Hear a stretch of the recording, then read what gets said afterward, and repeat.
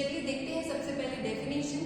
जो simple definition है वो है रैंक ऑफ अ मैट्रिक्स की, कि आप नॉन सिंगुलर मैट्रिसेस देखिए।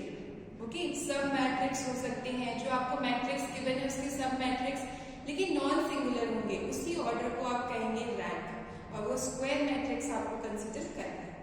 सो डेफिनेशन क्या है? The maximum order of the non singular square sub matrix of a matrix A is called the rank of A, matrix A। So A matrix अगर आपकी non means अगर उस वही non singular है, means उसका determinant 0 नहीं है, that means वही आपका मैट्रिक्स का ऑर्डर हो जाएगा। लेकिन अगर मैट्रिक्स स्क्वायर मैट्रिक्स नहीं है, स्क्वायर मैट्रिक्स क्या होता है? जिसमें number of rose number of column same होते हैं। अगर आपको स्क्वायर मैट्रिक्स गिवन नहीं है तो आप स्क्वायर सब मैट्रिक्स उसकी लेंगे और चेक करेंगे कि उसका डिटर्मिनेंट 0 है कि नहीं। सबसे बड़ा जो होगा जिसमें डिटर्मिनेंट नॉन जीरो आएगा, that is the rank of a matrix. Okay, ये बहुत ही इजी क्वेश्चन है। आप चाहे तो कोई भी एग्जांपल लेके भी कंसिडर कर सकते हैं, जैसे कि यही इसी को एग्जांपल मान लें तो यहाँ आप देख रहे हैं कि तीनों रोज और ये 3 कॉलम मीन्स ये स्क्वायर मैट्रिक्स है 3x3 की, तो इसकी आप डायरेक्ट डिटर्मिनेंट फाइंड कर लेंगे।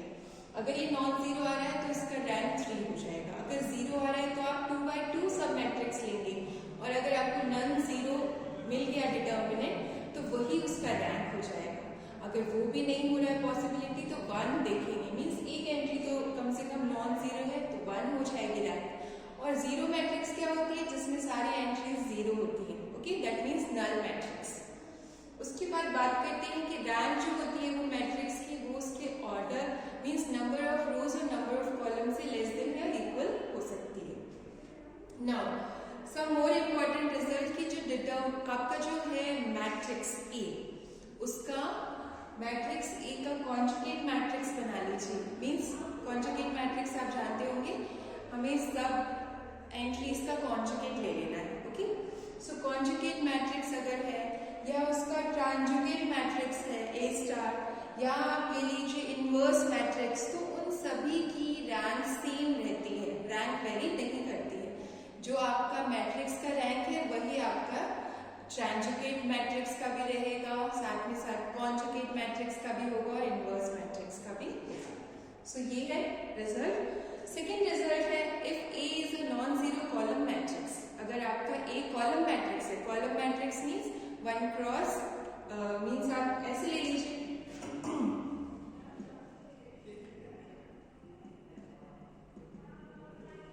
ऐसे। ओके, सो 1 क्रॉस n।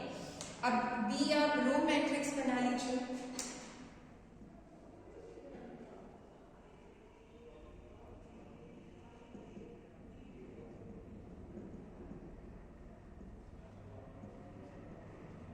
ऐसे। ओके, सो ये हमारा हो गया रो मैट्रिक्स एंड ये हो गया आपका कॉलम मैट्रिक्स। तो जब आप इनको मल्टीप्लाई करेंगे मीन्स A इंटू B निकालेंगे, सो उसका ऑर्डर क्या होगा? एक सेकेंड, ये कॉलम मैट्रिक्स लिया हमने A, तो ये कॉलम मैट्रिक्स बना लीजिएगा।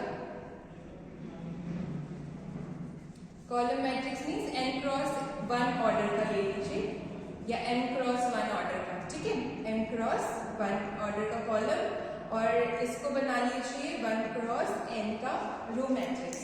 तो जब आप मल्टीप्लाई करेंगे तो m क्रॉस n ऑर्डर का आपको मैट्रिक्स मिलेगा, लेकिन वो मैट्रिक्स जो आप बनेगा रिजल्टेंट AB, वो उसका रैंक जो होगा वो इक्वल 1 होगा, क्योंकि जितने भी आप उसके सब मैट्रिसेस लेंगे उन सब का डिटर्मिनेंट 0 आएगा।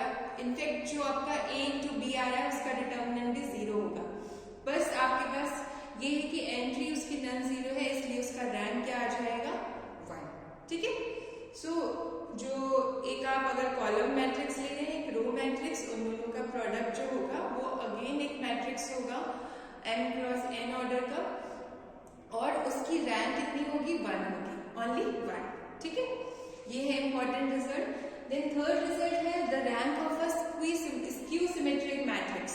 जो आपका स्क्यू सिमेट्रिक मैट्रिक्स होता है उसका रैंक कैन नॉट बी 1 नहीं हो सकता है, 2 3 4 5 6 ऐसे हो सकता है, बट 1 नहीं होगा। क्योंकि आप एग्जाम्पल ले सकते हैं, ये जो सिंपल सा एग्जाम्पल है ये स्क्यू सिमेट्रिक मैट्रिक्स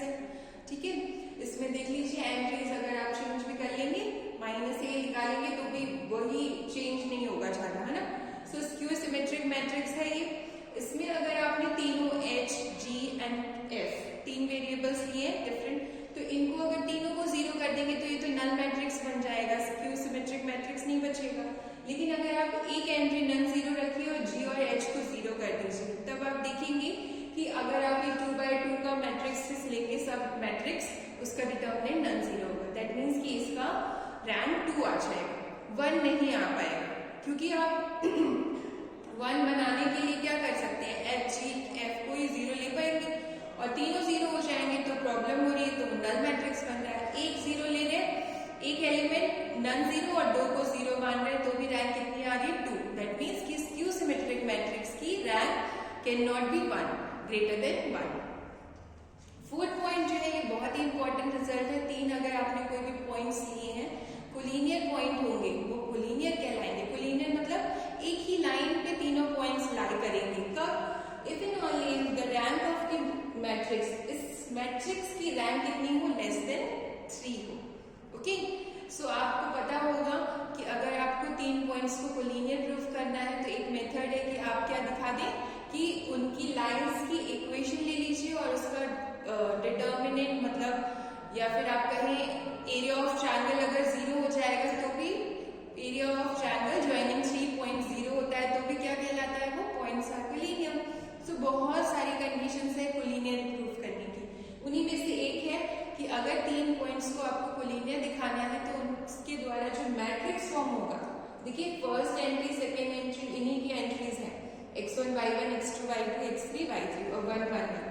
सो इस मैट्रिक्स का अगर रैंक लेस देन 3 है, क्योंकि ये 3x3 मैट्रिक्स है जो मैक्सिमम हो सकता है, लेस देन 3 है, दैट मीन्स कि ये पॉइंट्स कोलिनियर है। सो ये one of the strongest result है to prove that 3 given points are collinear.